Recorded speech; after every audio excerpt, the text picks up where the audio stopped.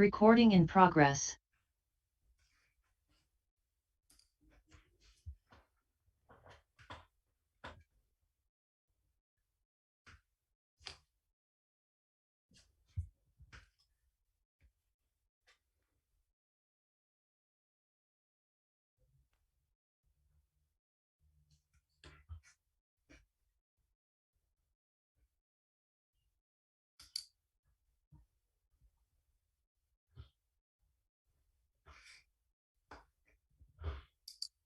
Добрый день, уважаемые участники международной конференции.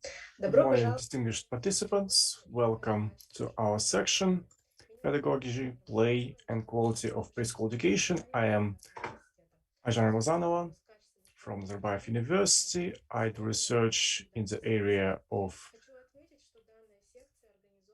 early years education, and I would like to say that our today's session is sponsored by OINA organization. Before we commence, I would like to give you a few points. If you have questions, please use our special applications, and at the end of the session, we'll try to do our best to have a Q&A session. As for the speakers, please stick to the agenda, and whenever your time is running out, I will give you a sign. And now I would like to say a few words about early years education. As far as we know, early years education gives the best return on investment up to 13%, and it has a lot of value in terms of its effect on society, but only if it's quality education. What do we mean by quality? Well, it's a complex phenomenon, but overall it is hugely impacted by the quality of teaching that has an emphasis on play. And children play, and this is how they develop, and this is a safe environment that allows them to try different roles and scenarios and develop socially, cognitively, and physically.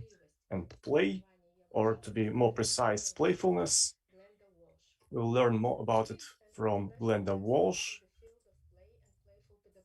In early years and primary education, and a significant contributor to curriculum development in Northern Ireland and beyond. She is a head of early years education at Stranmillis University College and assistant director at the Center for Research in Educational Underachievement. She has undertaken many major research projects in this field. Essentially, most of her work has a strong applied focus, where she closely works with early years settings, schools, and governments by disseminating models of good practice, as well as delivering an extensive professional development programs for teachers in Northern Ireland and beyond. She has authored several publications and also was a lead editor of the book Playful Teaching and Learning, published by Sage in 2017. Today, she will talk about a very important theme, which is it is more important than just play, infusing playfulness into the teaching and learning experience in early years setting.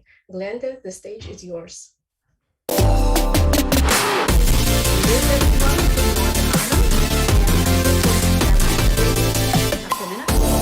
Seconds.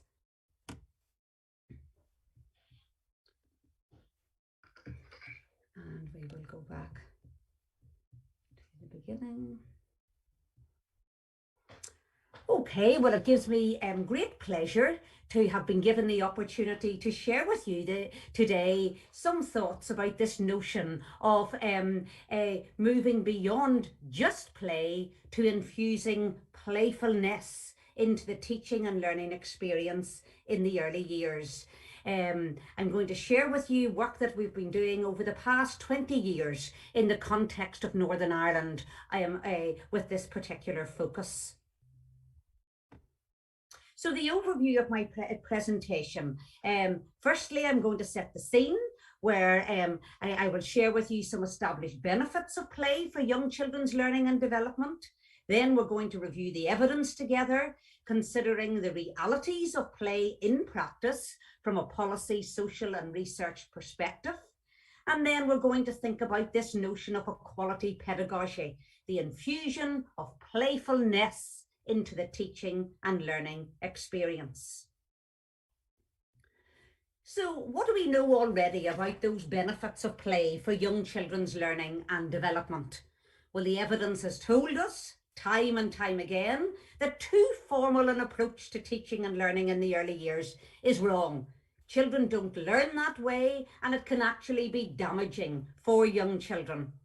Children learn when they're actively engaged, emotionally secure, and socially interactive. Research evidence has shown that a quality playful pedagogy can provide the holistic learning opportunity for all young learners by educating children socially, emotionally, cognitively, and physically. We also know from recent pediatric studies that play can be powerful in terms of children's academic functions likewise.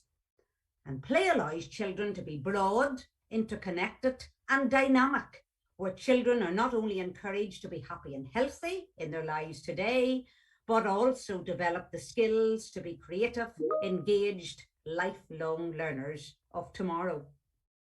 But then moving on to considering the realities of play in practice.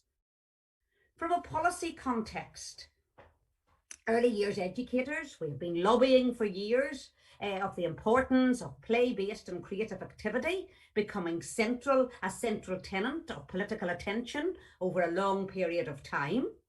And yes, within Western society, we've certainly received that, where we have numerous policy documents with a focus on play in the early years. But what we've been finding is that those policy versions of play aim to narrow what is possible and desirable. Experiences must be planned and purposeful, feeding into defined learning outcomes. And there's a growing body of research and policy critique that questions whether Western policy interventions are moving pedagogical practice in the early years in the direction of becoming more normalized, standardized, and mainstream as a result of those neoliberal ideals of efficiency, productivity, and competitiveness. Then, to the social context, the commercialization of play. We know that play in children's homes, more recently, children don't play the same as what they may have done 20, 30 years ago. There's this idea of junk play referring to play that is unimaginative, low-key, and contrived play resources that are frequently advertised on our TV sets for kids. This idea of plastic junk, as we call it in Northern Ireland, which really does not promote high-level learning on the part of young children. Then there's this idea that children are not allowed to be children for too long any longer. We're expecting them to grow up too quickly. And there's a kind of kidnapping of childhood in that respect. Kidnapping childhood refers to how children are no longer allowed to be children. Which particularly little girls are encouraged to wear high heels, makeup, grown-up fashion from a very young age.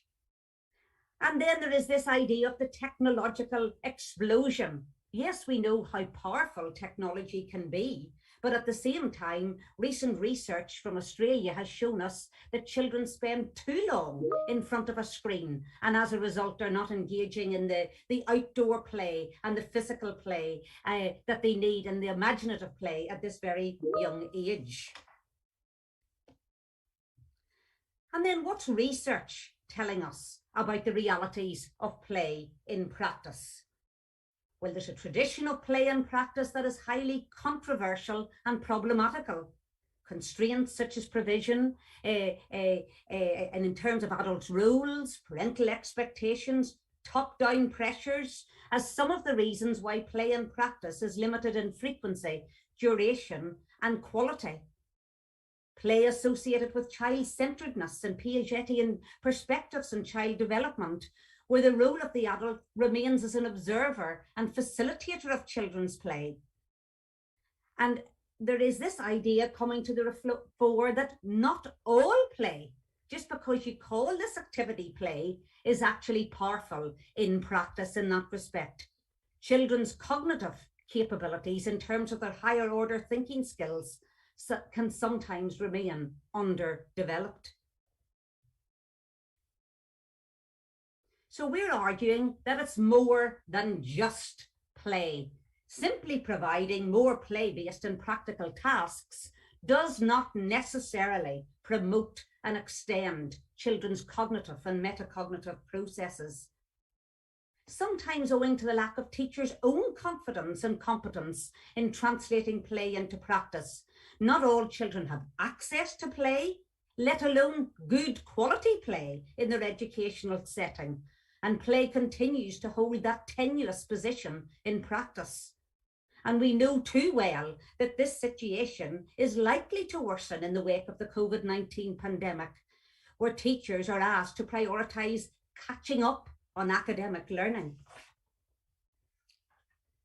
So we very much see the underpinning issues as being, where teachers are concerned, they're under pressure in terms of allowing children to express their autonomy and creativity through play, but likewise providing enough challenge to ensure genuine progression in children's social, emotional, cognitive, and thinking skills. And so therefore we would argue that there's a need to move towards a more balanced approach to early years teaching and learning, where playing, teaching, and learning blend together in a way to ensure that relationships are powerful, emotional and social development is there, autonomy is there, content subject knowledge is within the bowl as well in that respect, and that children are fully challenged. So this is where this idea of the concept of playful teaching and learning emerges, where the answer lies in infusing playfulness into the teaching and learning experience. So what do we mean by this idea of playfulness as opposed to just play? We see playfulness as being that internal state, a set of behaviours, the internal state referring to feelings of well-being, engagement, lightheartedness, pleasure, joy. High playfulness behaviour is characterised by liveliness, expressiveness, creativity, imagination, good humour, cheerfulness, a degree of comedy, silliness at times, and a wish to share and interact with others. And we have found that it is the overall level of playfulness that ensures the overall quality of the learning experience. So infusing playfulness into practice, how do we do it? What does it look like? So I'm going to share with you some thoughts about enabling playful experiences, providing playful interactions, and last but not least, creating playful learners. So enabling playful experiences, ensuring what I love, this lovely term, hungry minds on the part of our youngest children. These are rich experiences, not superficial like experiences in the classroom, rich, deep experiences which retain their sense of enjoyment, but yet still afford opportunities for depth and challenge. The use of open-ended, authentic resources, rich in possibility and adventure. Some examples I've given here are cardboard box, or milk crates, or barrels, which transform into whatever you want it to be, rather than it being one thing and one thing only. Children get the opportunity within these playful experiences to be highly imaginative and creative. There's a spirit of investigation and inquiry throughout this kind of experience. And there are connected learning opportunities. It's not about doing literacy here, numeracy there, and maybe a little bit of the world around us somewhere else. The experiences are connected in each and every one of them. And then this lovely term, hard fun, is injected into the experiences. Fun without hardness is mere frivolity. Hardness without fun is mere drudgery. but it's a connection of bringing those both together to ensure what we want in practice: hard fun, playful learning. So then on to the actual playful interactions themselves. The participation, the engagement, the interaction that takes place between the practitioner and the children is to perceive, to embrace the effective characteristics of play, where a degree of playfulness is infused into the teaching experience. So what do I mean with this idea of playful interactions? Yes, playful interactions are light-hearted in perspective, despite the learning outcomes sometimes being quite serious. They afford opportunities for spontaneity, risk-taking, and thinking outside the box. Yet they drip-feed curriculum content at every opportune moment. And they ensure a high level of interest, energy, and enthusiasm on the part of both parties, that is, children and adults, whilst blending in challenge, extension, and progression in the process. So what do playful interactions look like? Well, this approach assumes a climate of reciprocal relationships within the setting, so that observation, reflection, and discussion occurs easily within this collaborative ethos. And some roles that the adult might take on in terms of making these interactions more playful. Yes, she might be a listener, she might be a facilitator to what's going on in the classroom. She might be an observer, but in so doing, she must also be a reflector. She is a co-learner and a co-explorer in the process likewise, a co-designer, a co-planner alongside the children. She's also a model and a guide, but likewise a co-player, getting in there, playing alongside the children, and in so doing, drip feeding the learning into that experience. So when we have playful experiences and we have playful interactions, then our research has found we also have playful learners. Playfulness in teaching and learning ensures higher levels of child engagement. Children want to do it. It's an innate experience. It also ensures higher levels of creative thinking on the part of the children, and likewise higher levels of emotional well-being. Exactly what we want to see in each and every one of our early years settings. So it's much more than just play. The time is right, therefore, for all involved in early years education to be key actors and work together to move beyond narrow, superficial, and low-level interpretations of play and practice.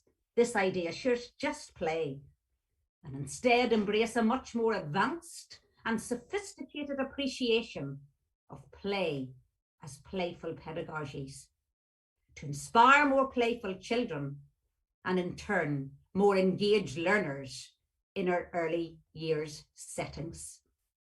Surely our youngest children deserve it. Thank you.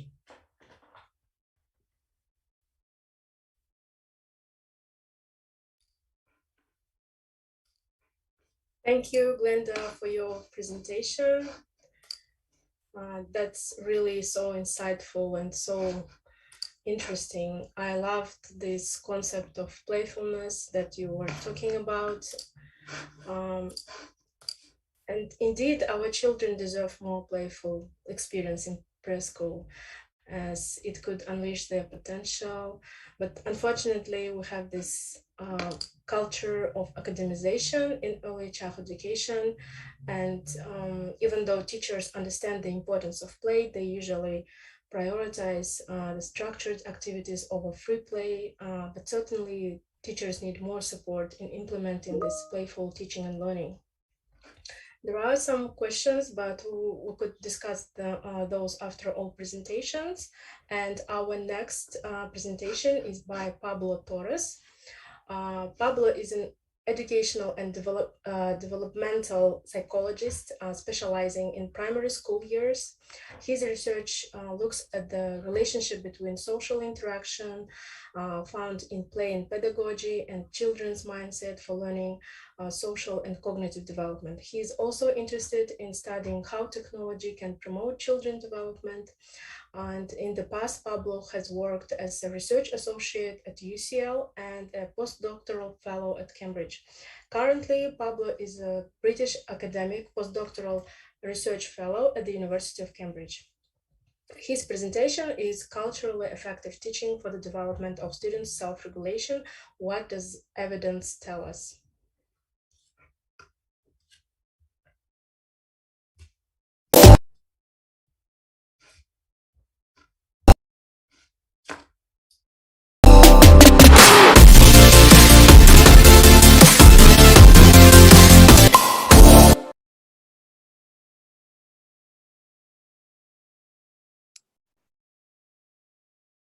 Hello, everyone.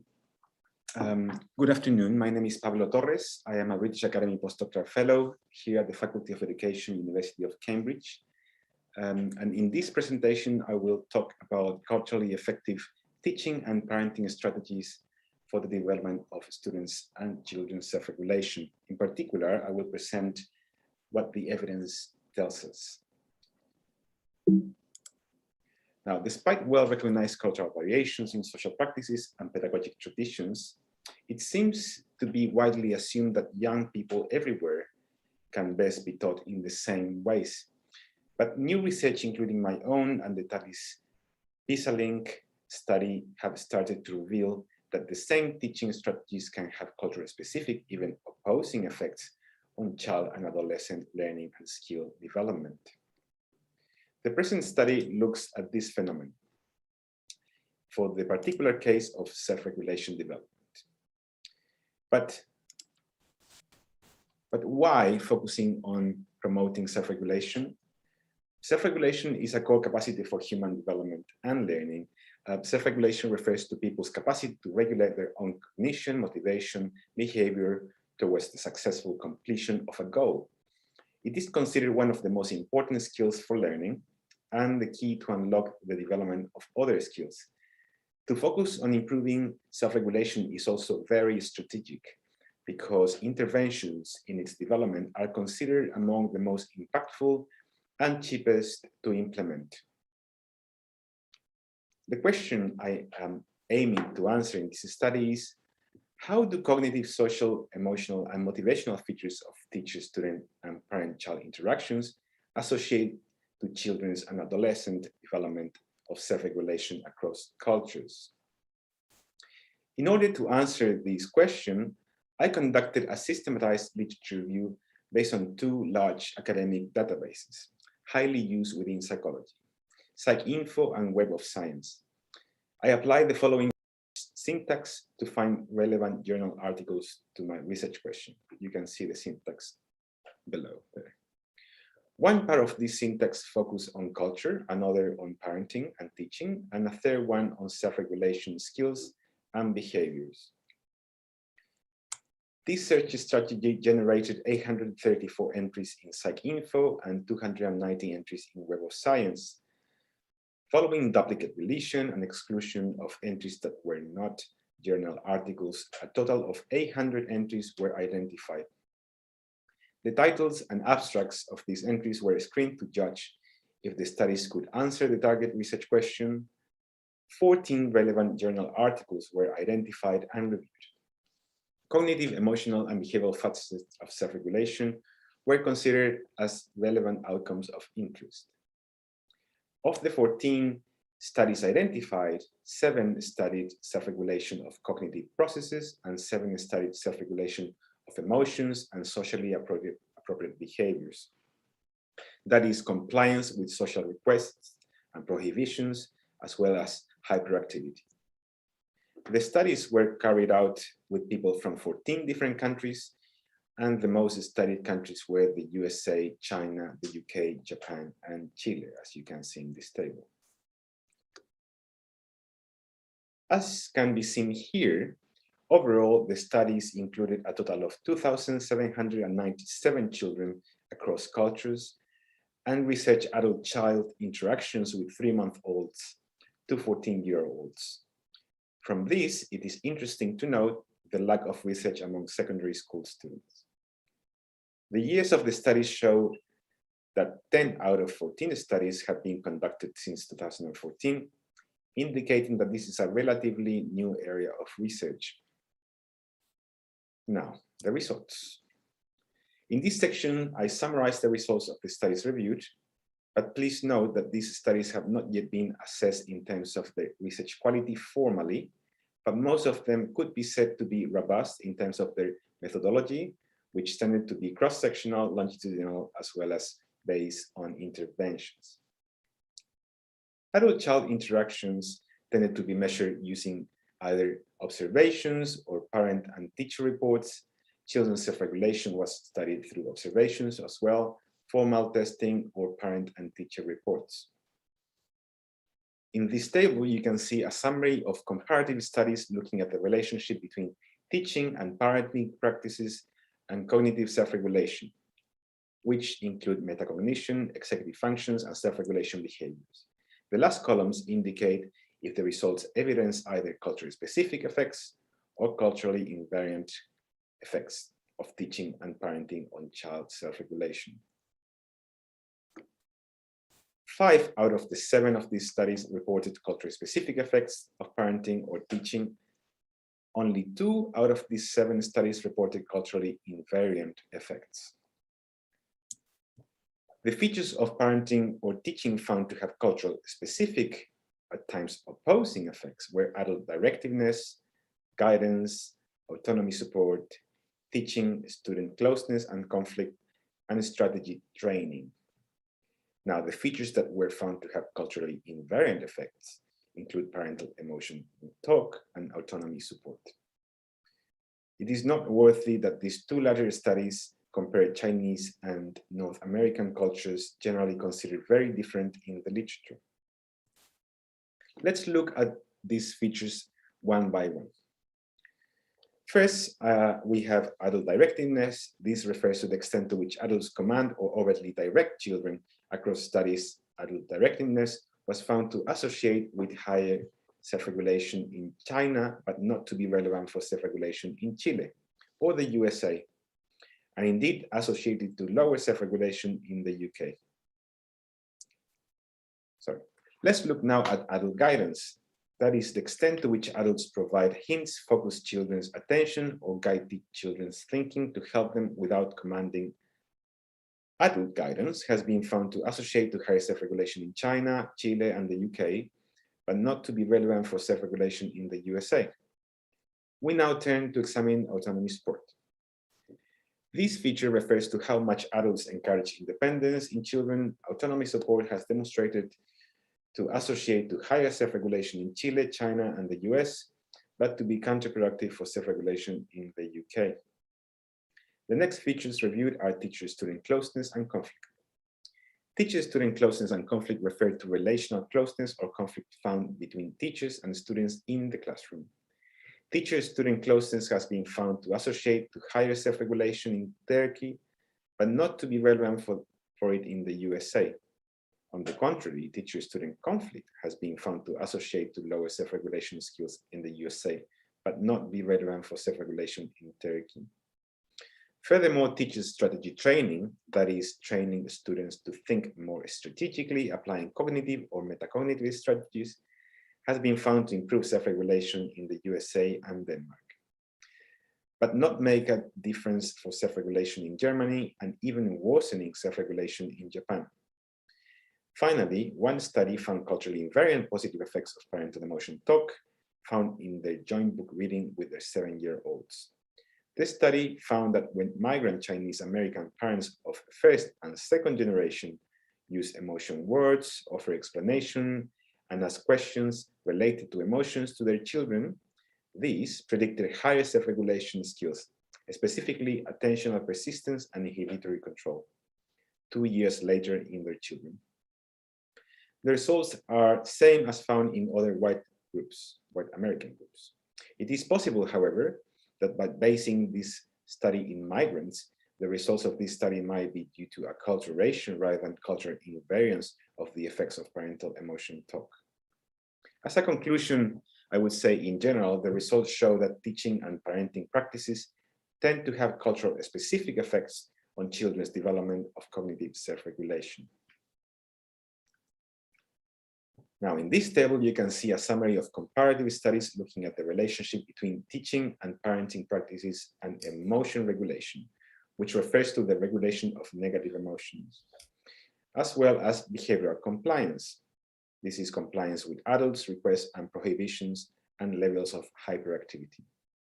Again, the last column indicates if the results indicate evidence either culture-specific effects or culturally invariant effects of teaching and parenting on these facets of child self-regulation. All the studies carried out with regards to emotion regulation and behavioral compliance examine the role of parenting rather than the role of teaching on children's self-regulation. There is therefore a lack of studies looking at the effect of teacher-student interactions on children's and adolescent development of emotion regulation and behavioral compliance. The research on emotion regulation shows that in newborns and in toddlers, parenting can have culture-specific effects. But by the time children reach 10 years of age, same parenting practices could also show culturally invariant effects.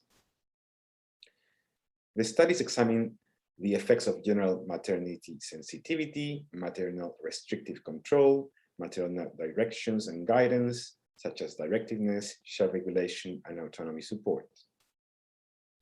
As you can see here, the results show that depending on culture, both autonomy support and maternal directiveness can promote emotion regulation. Similarly, depending on culture, maternal sensitivity might have positive or a negative effect on emotion regulation.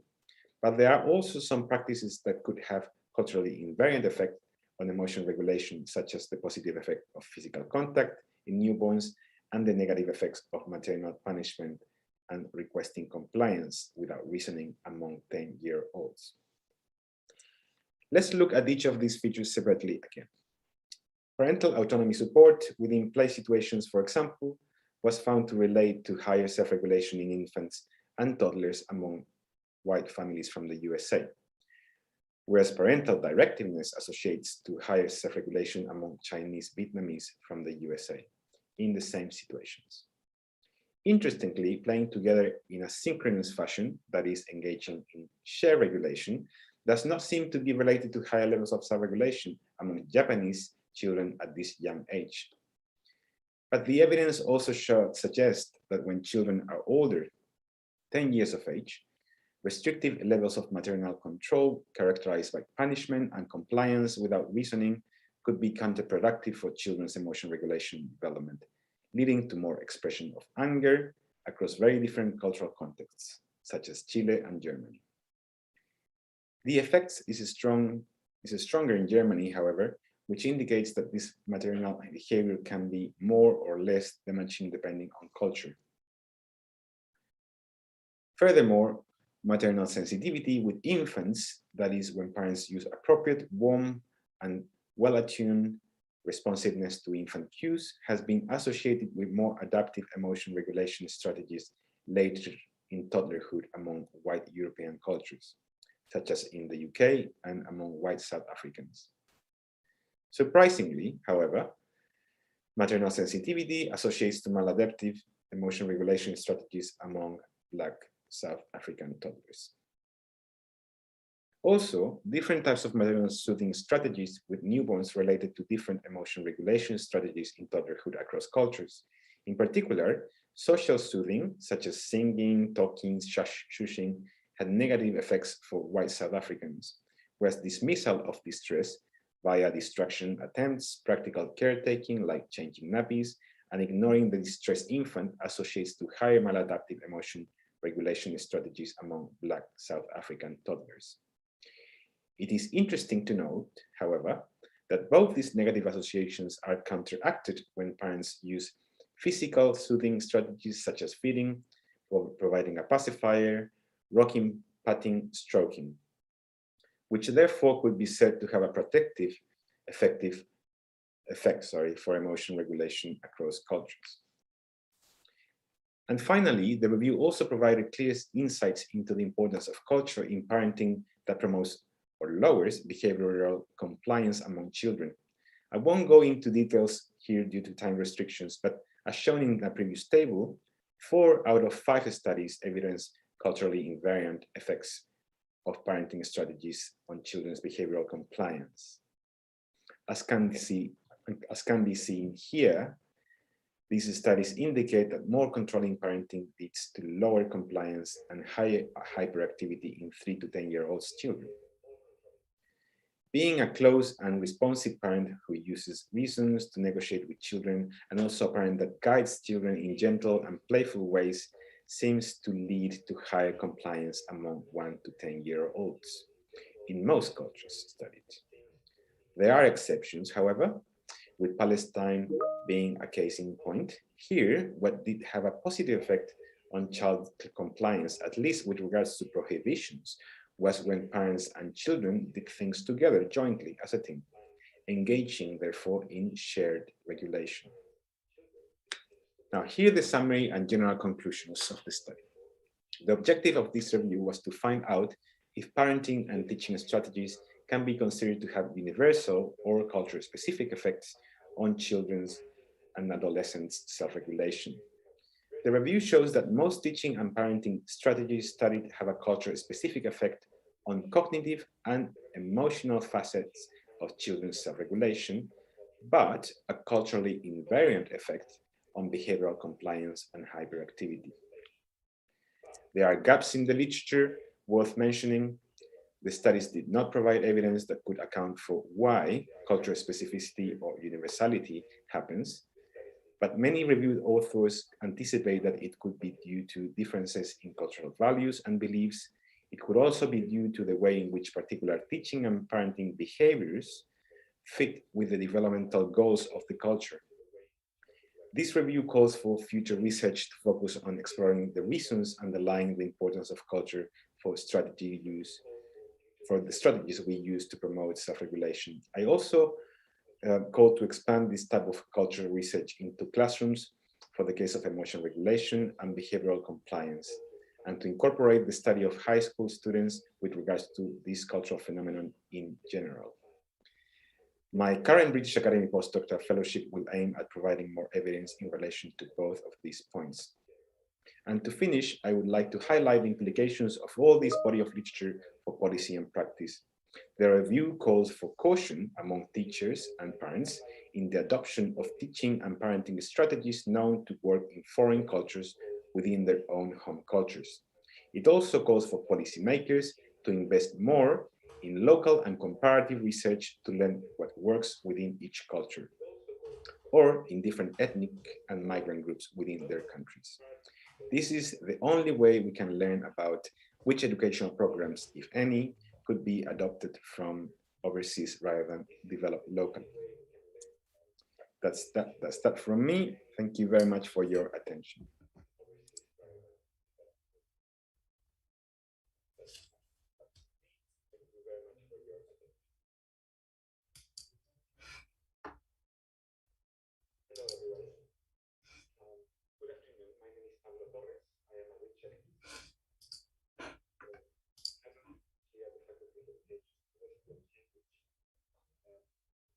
That's an amazing presentation, and I think that's an example of a very rigorous study with a strong methodology, and it's interesting topic about the cultural effective teaching. And I wish we could explore this topic in depth in the context of Kazakhstan. I think it's very important point that we should be careful when we are borrowing some practices and policies, because there is culture and context which shapes our understanding and beliefs and the implementation process as well. And one of the participants commented that it's very interesting to learn how in different cultures their self-regulation is developed. And thank you, Pablo, for this presentation. Our next speaker is Gauhar Kiyikova. Гаухар Кейкова, председатель правления Института детства ОЙНА, Гаухар chair магистр. of OINA Childhood Institute, and she specializes in early years education. And currently she is a doctorate student at Nazarbayev University. She is one of her academic interests is government policy and education. And now she will give us more information about the research study she's done about quality education, and her presentation is early years education in Kazakhstan, aiming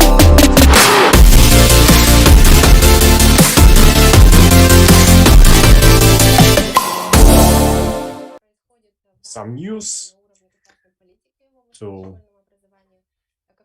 let you know what it is that's going on in early years education in Kazakhstan. And because I think now everybody is asking the same question after this two presentation, what is Kazakhstan doing in order to improve the quality of education in Kazakhstan, and how do we provide those playful opportunities in early years education, and also how do we do research in that area. Last year, the government launched a special program, a manager training program, which established several programs, several teams, 5 teams for education. And I was the leader of one of the programs, and our goal was to improve the quality of preschool education. So we needed to come up with a program. We spent 6 months doing that. We worked jointly with the Ministry of Education.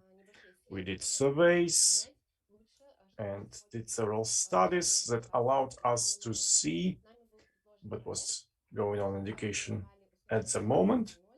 And we came up with a project that we called Balapan 2.0, and we have made several points. The first one, to proclaim 2022 the year of children in Kazakhstan. Then we need to come up with a special government policy in early years education. Then we need to establish an early years institute, then do capacity building. After that, to introduce independent assessment and evaluation. And number 5, to create a new model of early years education. Those were the 5 ideas we proposed. Some of them were accepted. And currently, 2021 saw a new model approved by the government. That model introduced a special concept of holistic development, needs of children, developing environment, supportive relationships, and quality interactions. Plans have been laid for the transformation of the system of early education in the country, and criteria were introduced. So the principles we introduced are very universal. And of course, as it was said, we need to be careful when trying to implement international experience. But there are some universal principles that we believe need to be at the very core of our model, such as children's rights, integrated approach. We need to have teachers as facilitators instead of giving directives, and learning needs to be done through play. We need to have meaningful interactions. We need to have inclusive environments, and care needs to be helping children develop. We need to help them develop in all manners and respect their personalities. We also need to respect human rights, understand that the difficulties they face, we need to be open to everything new. We need to have research going on, and children need to have a diversity of experiences and equal access to education. Currently, the state standard is being updated. One of the initiatives we proposed too.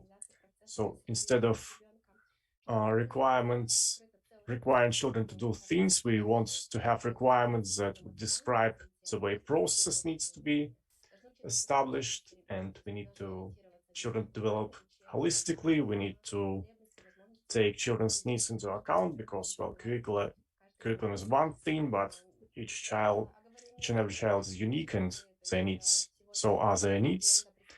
We also describe different kinds of play. For instance, Glenda today mentioned the idea that there are different kinds of play because, well, you can just waste time on playing, but there is meaningful play, and that's what we need to have. And the standard is also going to introduce values and principles. It hasn't been approved yet, but hopefully it will be, and we will have a document that will make a difference. One of the ideas we had, and we also saw the OECD, for instance, doing the same thing. They did a review of the education system in Kazakhstan, and they saw that there were no criteria, and that criteria needed to be developed. That's why we came up with the idea that a special national evaluation system be established by the year 2025. But first of all, we need to take a look at the state of the system at the moment. That's why we are using ESARS, a special instrument. I will tell you about it later. So we've already started working. First of all, we do expert review. Then we do parent surveys based on special Eckers questionnaire. And number 3 is teacher survey using a special scale. So this is a 3-year project aiming to assess the quality of the preschool education in the country. And as a final result, we will have a set of criteria. Now I would like to give you some preliminary results. So I need to mention it that we still have 2 months for data collecting, and the results of the analysis will be presented next year. But we have some preliminary findings, and since there is a lot of interest towards our study, I think I need to give you the information we have so far. So this instrument is called Early Childhood Environment Rating Scale. So what we do is take a look at the environment our children are in, and there are 6 subscales, and overall it has 35 key indicators and 468 indicators, which cover everything. So physical, social, emotional, cognitive aspects, as well as safety and health. So it either gives you a score of 1, which is unsatisfactory, 3, minimally acceptable, 5, which is good, and 7, excellent. I would like to draw attention to the fact that there are no early years organizations that can be given all 7s. It's impossible, but that's what we need to aim for. And this scale was developed in the 80s by American academics. It's been updated several times since then. It's been evidence-based.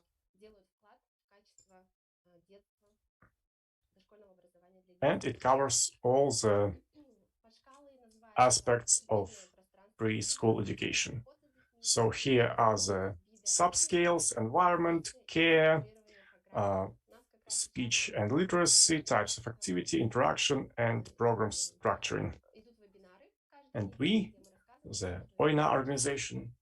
We've been doing special webinars. Each week we do one of the subscales. Here you see our sample.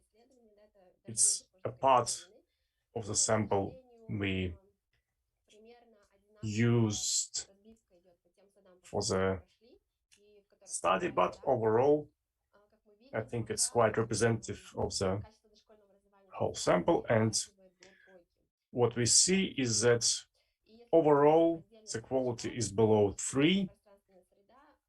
And if we take a look at the subscales, then we will see that the average score is 1.7,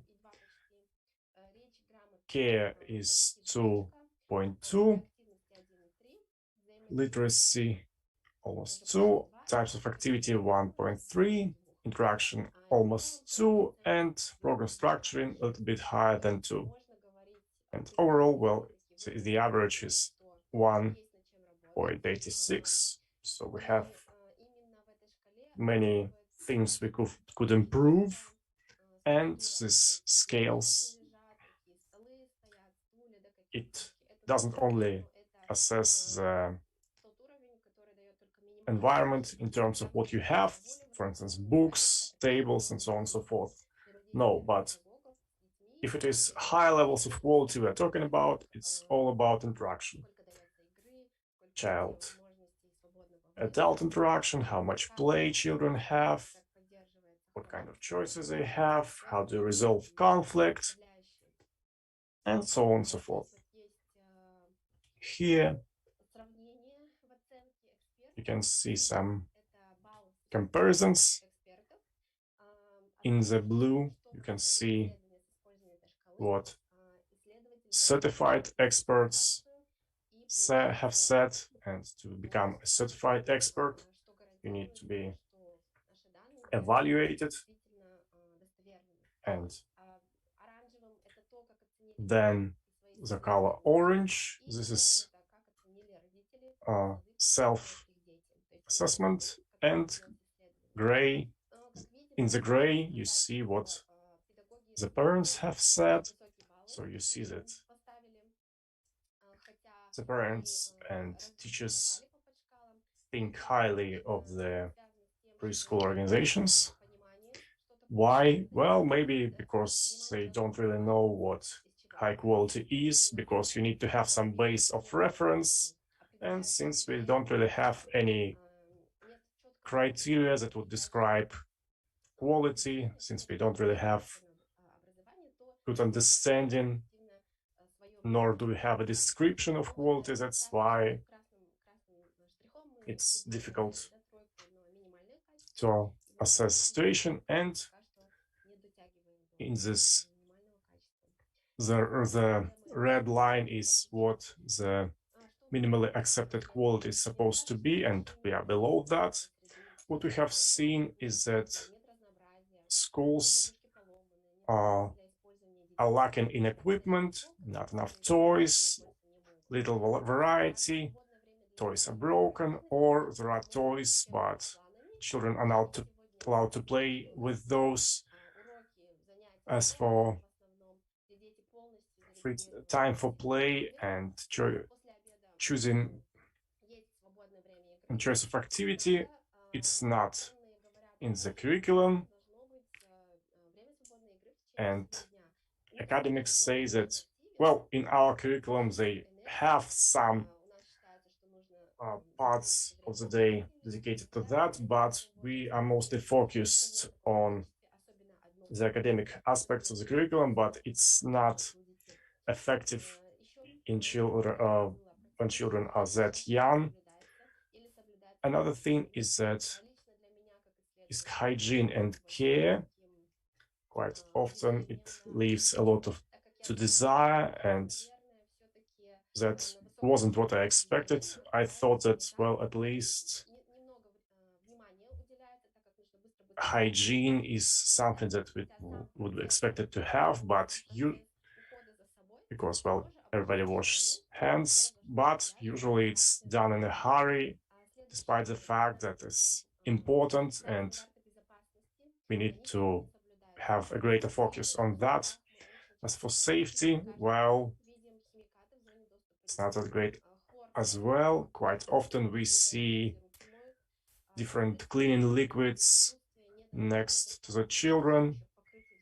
And besides, if it is outside, if it is a playground we are talking about, then quite often there are no protective surfaces, such as rubber surfaces, for instance. And I don't know, maybe we don't really have any standards for that, but it's something that is supposed to be there. And another thing is that there are very few or no interesting books, and books are seldom read, even if there are some. Very little room is made for individual approaches in education. We have very little interaction between, very little child-teacher interaction. Even if there is time, this time is not used to interact with children, and teachers usually, the staff usually avoid resolving children's conflicts. So what they usually do is they just say, well, stop it, will you stop it? Or say something, ask them to say what happened, but they don't really start talking about it, trying to understand what those children feel. And the most difficult thing is said to be teacher-parent interaction. Why? Because, well, parents don't really know what's going on in the organization, and that's why they say that, well, we don't know what's going on, what equipment they have, what they do, and that's why you can only use photo reports from the organizations, but that's not good enough. Thank you for your attention, and please feel free to join our webinars if you are interested in the acres scale. We'll give you all the information you need. Thank you, Galhar, for your presentation.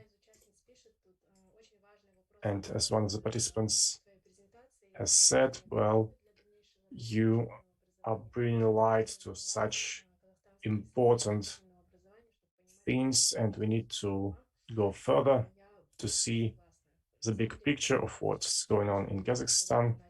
Fully agree, and it's a good thing that now we are paying great attention to early years education, and Galhar, you are a great contributor to that, and it's good to see the first studies in that area. Hopefully we'll have more of those, because otherwise we won't be able to know where to go, in which direction.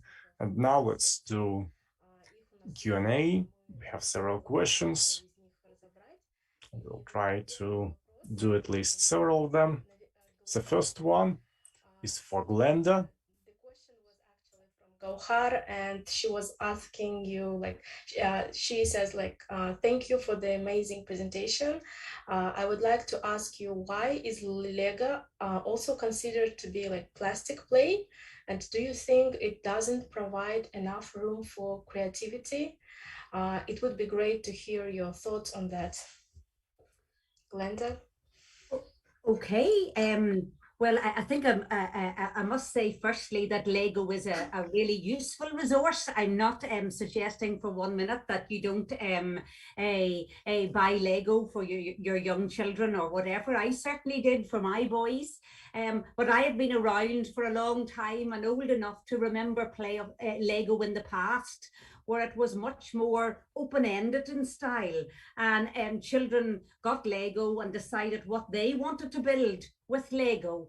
I think my point was, in my notes, what I was meaning to some extent over the years, Lego now, you buy a box of Lego and you build whatever resource somebody else has decided you should build with the Lego blocks, rather than what comes from within the child, him or herself.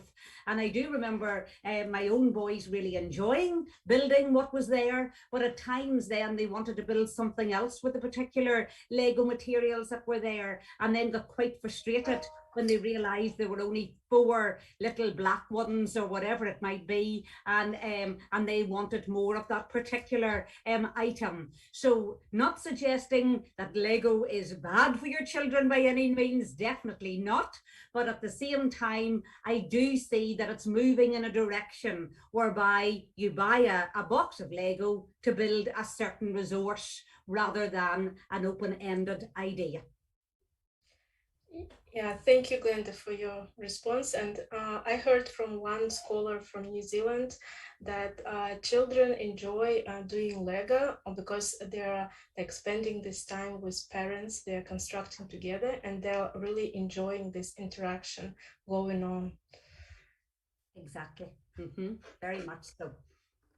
Yeah. Thank you. We have here another question about the playfulness. One of the participants is asking, so how many percent should be free play in the kindergarten, like during the day, in your opinion?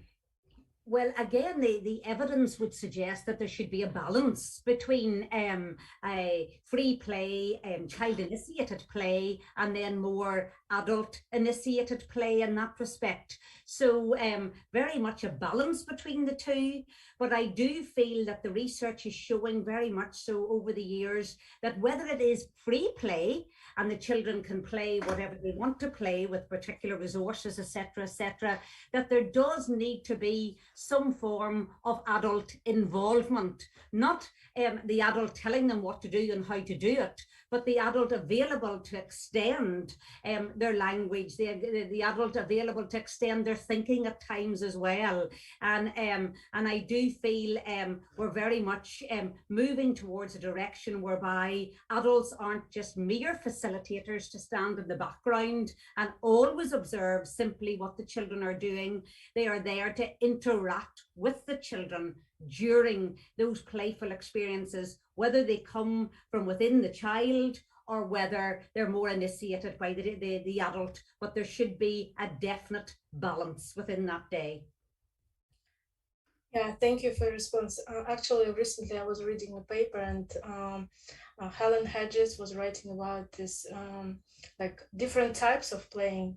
There are like participatory, like over participatory, or less like unparticipatory, but also like appropriately participatory. So there are different types of play and involvement of adults in this process. And yeah, I agree totally that there should be a balance. So we have next question to Pablo, it was written that it's a very important question and very complicated, not all adults have this self-regulation skills. So what other like approaches do you think the most effective for development of self-regulation for children of early age? Well, what the evidence is showing is that, from a very early age, the most important thing, in the first years of lives, the socio-emotional aspect of development, right? So, and what I found in my review is that, being more like caring of your child in terms of physical contact with the child at that age is very important. It's going to have an important impact later on in life. So if you care, like physically, regardless whether you, interact verbally with your child or not, the physical element is very important, and it will definitely predict higher self-regulation, at 3, 4, 5-year-olds, 5 years of age. But then probably you have to combine that with a more cognitive input when they are a bit older, and that, I think, the effect of that will depend on culture. So what exactly you do with that more cognitive input, it will depend on the values of your culture. So for example, there are some studies that showed the difference between Israel and Palestine, and how, if you are playing with your child in a more distal way, as in like having your child in front of you and playing with them, interacting, explaining things, you know, like offering certain objects so they can keep playing independently, that has a good impact in Israel, but that doesn't have necessarily a good impact in Palestine. And what they found, it was that when you play together with your child at that age, in that culture, that has an impact for better self-regulation in your child. So that tells you that, for example, the value of collectivism or individualism has an important bearing in this issue. And it's not just because, you know, we like being with others or we like doing things on our own. It's because we develop ourselves, our understanding of self in relation to our own or others. And that's, we need to start understanding those dynamics. And also cultural beliefs will have an important bearing into this. You know, what you think is good and what you think is bad for your child. What I'm finding is that, you know, if you do things that are within the logic of your culture, because self-regulation on its own, what it is, you know, is your capacity to adapt to a context and to achieve goals within that context. So if you start doing things that are, you know, seen as a positive thing within your culture, most likely you will be promoting self-regulation in your child. There are some exceptions, however. So there are some cultures that would, you know, they would value the non-expression of emotions in children. And I think that those kind of values can also actually be damaging regardless of cultural contexts. And there is evidence showing that in the case of the South African study, you know, that was showing that, you know, Black South Africans tend to try to promote non-expression of emotions. The same happens in some Asian countries. So that can actually have a detrimental effect in your children. That's great, thank you. That's so interesting. And this point about the non-expression of emotions, it would be really interesting to find out what is it is like in our context of Kazakhstan. And my next question to Gauhar, specifically about our context. What do you think in our culture, how the early childhood education like perceived its like purpose, what its purpose and the vision, like who the child like is, and even about this self-regulation topic. So those like non-expression of emotion, is it do we have it in our culture or not? So your ideas related to our context. That was a very complicated, multi-layered question, Ajan, but I'll try my best. I do see that children are not allowed to express emotions. During this study, when we go into preschools to observe, every time I see whenever a child cries, the teacher says, don't cry. If a boy cries, the teacher says, boys don't cry. If a girl cries, the teacher says, it's not nice for a girl to be crying. So it is very, very pronounced, and I really don't like it. And it's not only about crying, it's also about laughing out loud. Girls shouldn't laugh very loud, I've heard that. Or like, don't be too energetic. Whoever can't sit for a long time automatically are talked about like hyperactive, although they are just children who want to run around and play. So that is really pronounced in our culture. And I think because our secondary education has become so competitive, and we do have some schools that to get into first grade, you have to take tests and you have to take exams, and children are being prepared for it 2-3 years in advance. And parents are very much pushing their children to get ready, to know how to write, how to read, how to count, everything that they are going to be asked. And of course, preschools, especially those that are private, they need their clients, and because their clients ask to prepare their children for school in this way, academic way, they are doing this more and more. not letting children play, or not choosing, you know, playful ways to teach children. Instead, they are putting children at the desks, and I've seen a lot of every class that I've been to, the preschool group, they all have a designated place with desks and with the board that's a study place. And then there's really small place that's a play place, and the play happens only in between lessons, and they are called lessons. They are called, oh, we are having a break from lesson, and they're called lessons. And this is really, I find it really sad and devastating that children are being put into such situation, even when they aren't 6 yet. I've seen children of age 3 being done that, and that's really, you know, shows that we do not take childhood as a separate time for children, as the time that they have different experiences from school. We only take it as time to prepare children for school, and preparation is only academic. Yeah, thank you, Gohar. It's really like very sad for me as well, because my son is attending one of the best kindergartens, but still there are issues with free play, with this skills and with self-regulation. And yeah, but hopefully with this research going on, and with all these initiatives going on in Kazakhstan, we will improve the situation. So unfortunately, we don't have time for other questions because we are running out of time. And thank you very much for your contribution. It was great. I enjoyed myself listening to you and discussing this topic. And yeah, thank you a lot.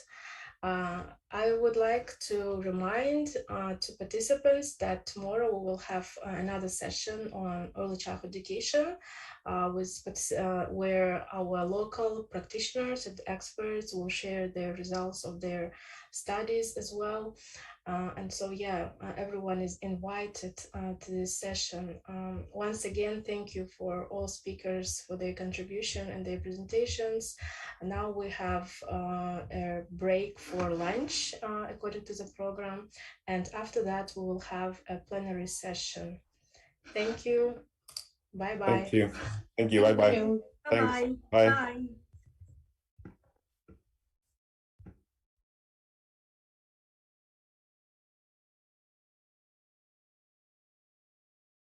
Recording stopped.